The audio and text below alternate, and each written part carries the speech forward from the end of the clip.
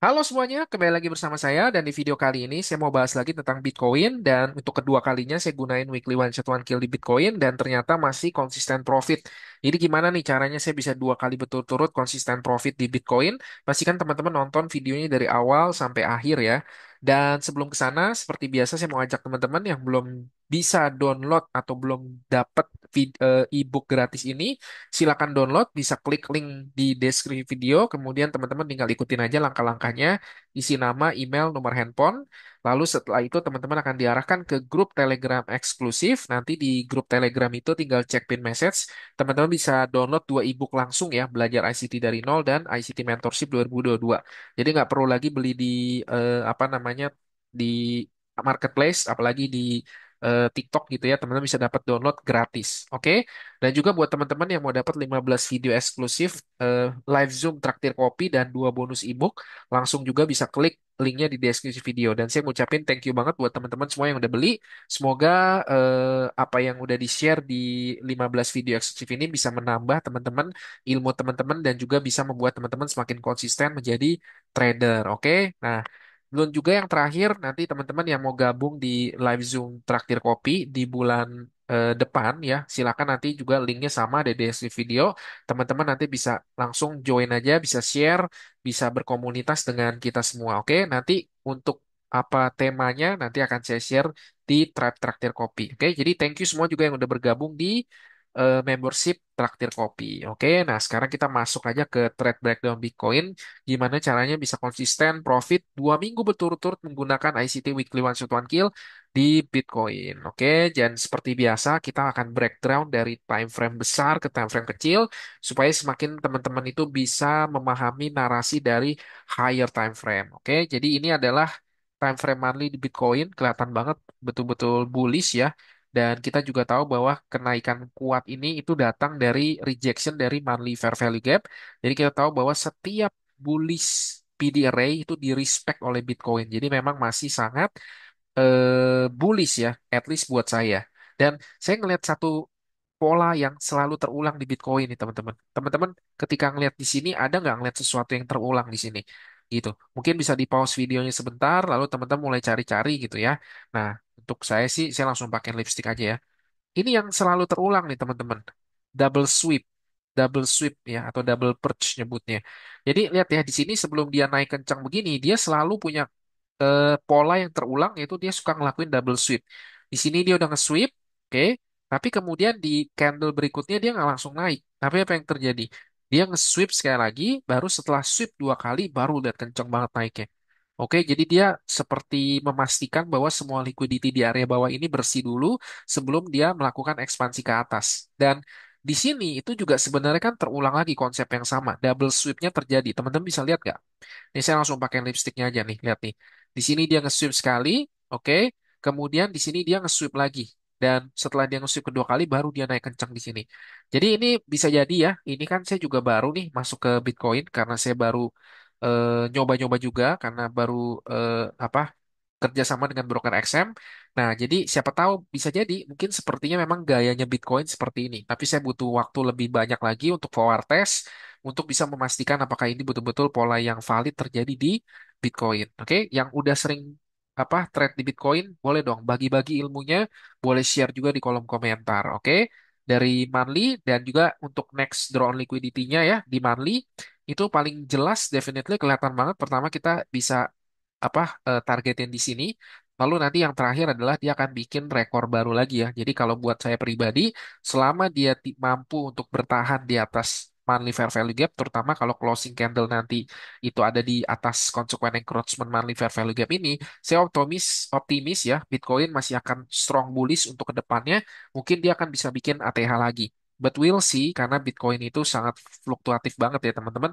Jadi selalu perhatikan money management dengan baik. Oke, dari time frame monthly kita ke time frame weekly. Seperti biasa ya, di video sebelumnya juga masih sama, nggak terlalu jauh berbeda. Di time frame weekly, di sini juga dia masih bagian dari monthly fair value gap. Dan juga secara spesifik dia ngelakuin sweep nih. Ya, dia ngelakuin sweep lagi di dalam weekly fair value gap. Oke, nah nih, ya selalu konsepnya tuh double sweep ya. Ini juga terulang tadi di monthly. Ini secara spesifik di weekly kita bisa lihat juga ya. Jadi habis ngelakuin double sweep di sini baru lihat kencang banget naiknya ke atas. Oke, jadi sangat masuk akal untuk kita targetin di draw on liquidity tadi yang di atas. Nah, kalau untuk di time frame daily-nya ini adalah entry di tanggal 18 April dan kita tahu di sini ada SMT. SMT ini juga udah terbukti, jadi jangan asal SMT tekan buy tekan sell. SMT itu juga harus didukung dengan sebuah konfirmasi. Kalau konfirmasinya di sini adalah kita lihat bahwa bullish SMT di sini dikonfirmasi dengan disrespectnya bullish fair value gap di sini di breakout menjadi inversion fair value gap. Jadi kita tahu bahwa memang bullish saat ini sudah under control ya, udah lebih kuat dibanding bearishnya. Jadi ini bisa jadi market maker X modelnya akan terjadi nih dari market maker sell model sekarang akan market maker buy model. Bahkan kita udah lihat ya, yang saya suka banget dari apa namanya daily ini adalah dia udah nge-break previous daily high sebelumnya. Di sini kan kita lihat choppy banget ya, cuma bolak-balik, bolak-balik, bolak-balik. Even candlenya pun cuma sweep atas, sweep bawah, sweep atas, sweep bawah, nggak ada kejelasan sama sekali. Tapi candle daily ini tuh betul-betul konfirmasi yang sangat bagus sekali. Kenapa? Karena candle ini adalah satu-satunya candle displacement yang memberi kita konfirmasi bahwa masa konsolidasi ini sudah selesai atau sudah berakhir, ya kan? IBDA itu kan selalu mendorong setelah consolidate, maka next step-nya adalah expansion, ya kan? IDA hanya bekerja dengan cara yang seperti itu. Nah, candle ini adalah candle yang menunjukkan bahwa masa konsolidasi sudah selesai dengan ekspansi besar yang mengebreak previous daily high-nya. So, jadi dengan ini kemungkinan besar di sini ada relatively equal high, ya, bahkan lebih dari satu gitu ya. Ada beberapa juga di sini, ya kan? Dan di sini kita lihat udah lagi dituju, ya kan? Dan nextnya kalau misalkan memang dia mampu bertahan di atas equal high di sini, ya kita bisa targetin di sini dan kemudian mungkin bisa jadi dia akan bikin ATH yang baru lagi. Tapi daily-nya itu udah cantik sekali ya. Ya, teman-teman lihat ya. Ada bullish SMT di dalam weekly fair value gap. Lalu di sini bearish fair value gap pun sudah nggak di respect menjadi daily inversion fair value gap. Kemudian juga didukung dengan adanya satu candle displacement yang memberi konfirmasi bahwa masa konsolidasi sudah selesai dan sudah nge-break previous daily high. So, jadi bisa jadi ini adalah momen di mana dia akan melakukan ekspansi dengan cepat untuk minimal kita bisa targetin selanjutnya di swing high di sini. Oke? Selanjutnya kita ke time frame 1 jam. Ini choppy banget, berantakan banget, nggak karu-karuan ya. Which is kemarin saya udah entry di kisaran sini kan. Kalau di video minggu lalu belum nonton, teman-teman nonton. Saya entry di kisaran sini, saya exit di kisaran sini. Ya, jadi cantik sekali ya. Tapi kita lihat ini choppy banget ya. Kalau cuma ngelihat begini doang, pusing teman-teman, pala mabok ya. Keriting nih mata ngeliat begini. Nah, jadi kenapa nih di market yang begini choppy saya bisa entry? Ya selain tadi ya narasi higher time frame-nya tuh kan kuat banget kelihatan bullish ya. Jadi pokoknya untuk beberapa waktu ke depan ini menurut saya momen yang sangat bagus untuk kita akumulasi buy Bitcoin ya sampai beberapa waktu ke depan. Ya pokoknya selama monthly fair value gap, weekly fair value gap itu terus di respect ya dan terus-menerus di time frame daily-nya dia nge-break previous daily high-nya itu adalah momen bagus untuk dia akan terus ngegas ke atas. Oke. Nah, jadi asal muasal saya bisa melanjutkan atau menemukan peluang entry buy itu adalah pertama kali yang saya lihat tuh adanya ini SMT lagi teman-teman. So, jadi Bitcoin ini cantik sekali ya, walaupun dia choppy banget secara price action, tapi dia cukup lumayan sering muncul SMT ya. Dan ini sekali lagi nih adalah salah satu sign pertama yang ketika akhirnya saya memutuskan kayaknya oke nih untuk entry lagi kedua kalinya. Dan nanti ke depan kalau teman-teman suka dengan video weekly one shot one kill Bitcoin nanti silakan komen aja di kolom komentar. Nanti mungkin saya bisa bikin video ini lebih banyak karena actually it's interesting ya. It's very interesting nih Bitcoin. Oke. Jadi di sini ada SMT dan kita lihat ya SMT ini juga jangan sekali lagi ya asal muncul SMT jangan asal buy asal klik kita ngelihat bahwa SMT ini sudah dikonfirmasi belum? Apakah SMT ini betul-betul valid bahwa sudah betul-betul terjadi bullish SMT? Di sini kita lihat valid kenapa? Karena dari candle ini displace ya. Jadi setelah dia nih bayangin ya, jadi habis ngambil low di sini, habis ngambil high di sini, which is yang minggu lalu saya take profit saya di sini, dia turun kenceng banget tuh. Oke, dia turun kenceng banget. Jadi dia tuh apa ya teman-teman ya, seperti respect sekali terhadap PXL PXA. Ini mengingatkan saya banget deh pokoknya sama gold zaman-zaman dulu deh. Gitu. Makanya awal mula saya cinta banget sama gold karena fluktuasi begini dan ini kan momen di mana kita bisa dapat banyak peluang entry menggunakan sweep liquidity model, ya kan? Nah, intinya habis dia ngambil sweep liquidity di sini, dia turun, turun, turun, turun. Tapi ketika turun, turun, turun ini, ternyata dia nggak mampu nih ngambil low di sini. Dia nggak mampu ngambil swing low di sini.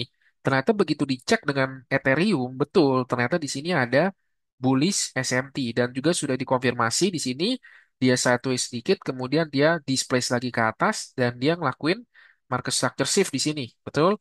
Karena ini kan swing high terakhir yang ngedorong harga kencang ke sini, tapi dia gagal bikin di sini karena ada SMT dan ternyata udah terkonfirmasi SMT-nya dengan displacement candle.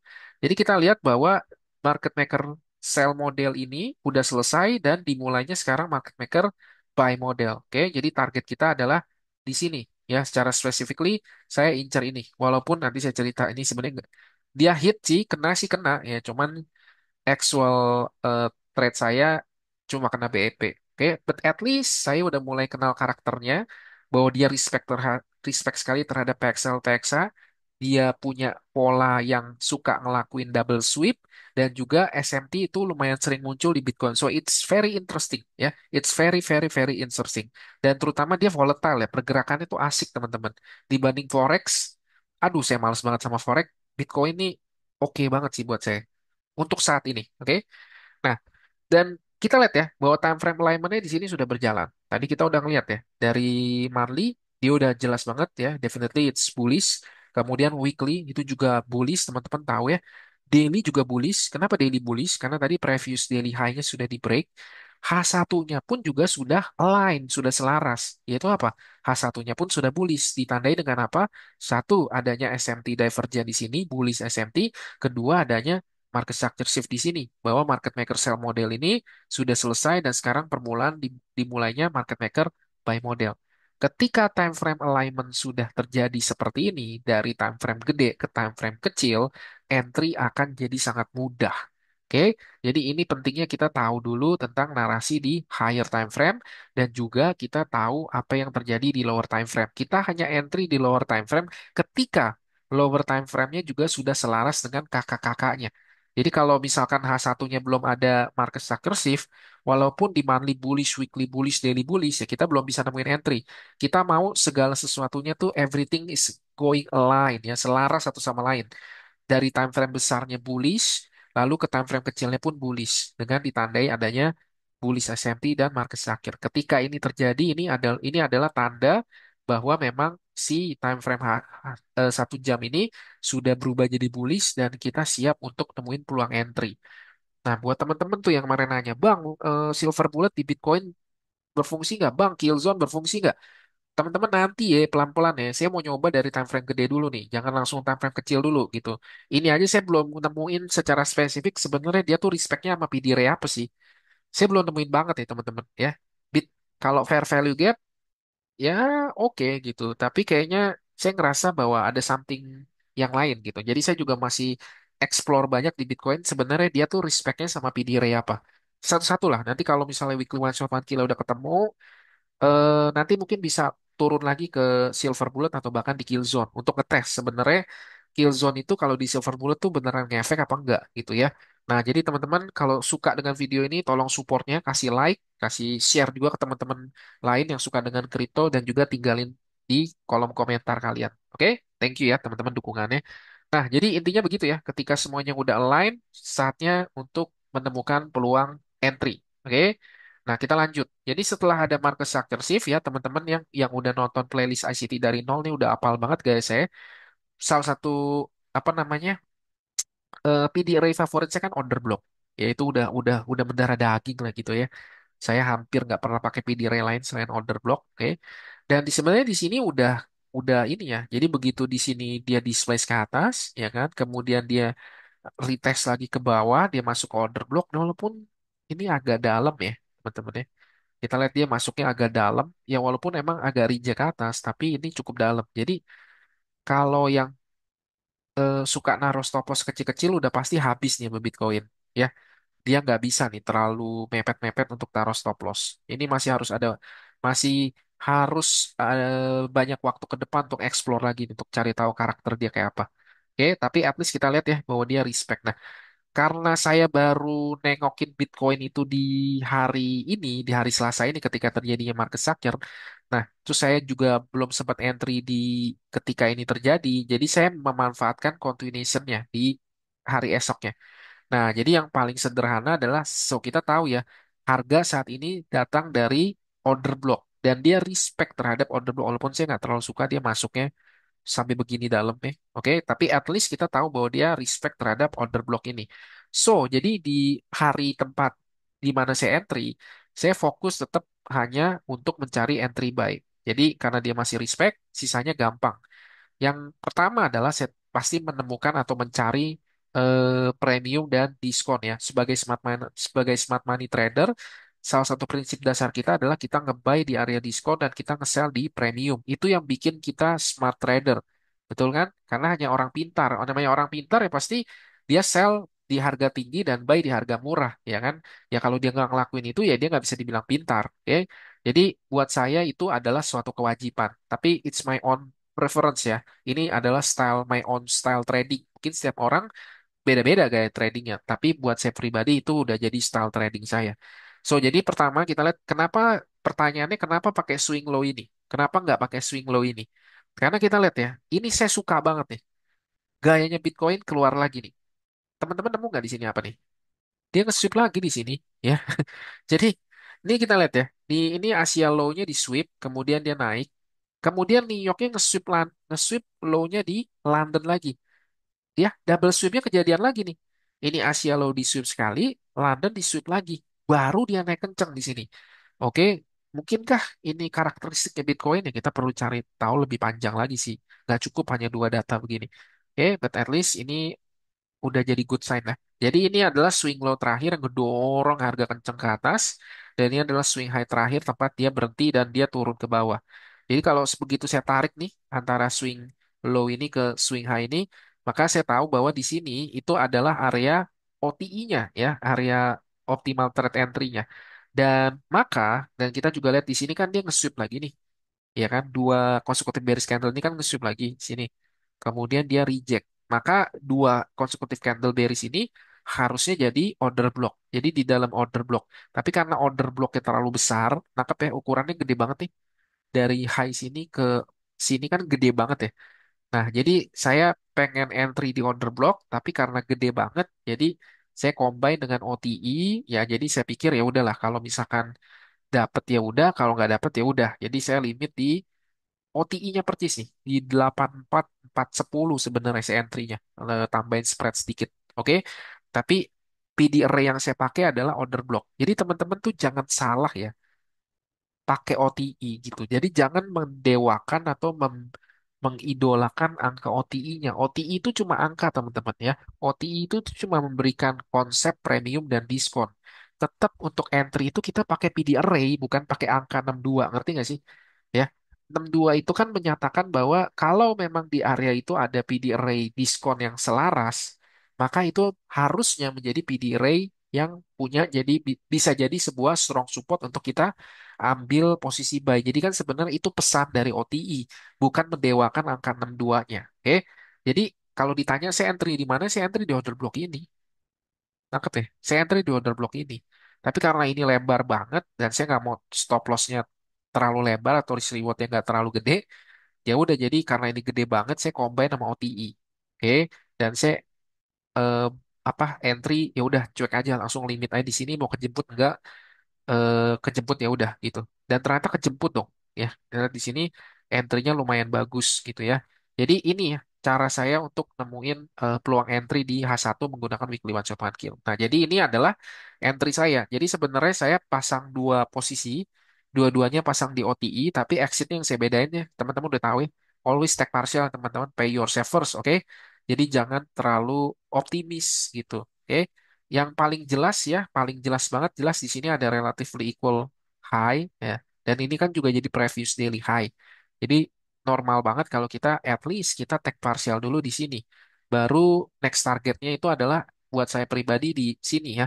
Karena kita tahu bahwa ini juga high yang mengambil liquidity turun ke bawah. Jadi pasti di posisi ini itu banyak posisi seller yang diuntungkan dan di atas ini pasti banyak liquidity ya. Jadi wajar banget kalau pasti ini jadi liquidity yang dituju. Oke. Jadi saya punya entry bagus banget. Dan besokannya ketika bangun tidur pun sudah take profit. Tapi yang resenya di Bitcoin adalah seperti gayanya, dia suka banget ngelakuin double sweep. Lihat tuh, habis take partial pertama di sini, ngambil previous daily high di sini. Oke, dia turun lagi kenceng banget teman-teman. Oke, dia kenceng banget turun. Ya, dan otomatis second entry saya itu kan saya udah set BEP. Ya kan? Jadi begitu dia turun drastis ini, ya udah second entry saya kena BEP. So jadi saya entry pertama saya dapat partial di sini, tapi second entry saya kena BEP di sini. Dan lihat apa yang terjadi ketika setelah dia ngambil stop loss atau break even saya. Dia terbang kencang banget dan akhirnya dia naik ke sini. So jadi ini betul-betul ya kita ngelihat ya beberapa karakteristik yang menarik tentang Bitcoin ya. Walaupun belum ada PDR yang kayaknya dia serak banget gitu kayaknya ya. Tapi lihat ya, setiap kali dia ketemu PXL PXA, lihat reaksinya. Tiap kali dia ketemu PXL PXA, lihat reaksinya. Betul nggak sih? Nah, jadi ini adalah kita bisa manfaatin momen ini ya. At least kalau kita dapat entry, kita bisa exit di PXL PXA yang terdekat dulu sebagai partial karena dia volatile banget.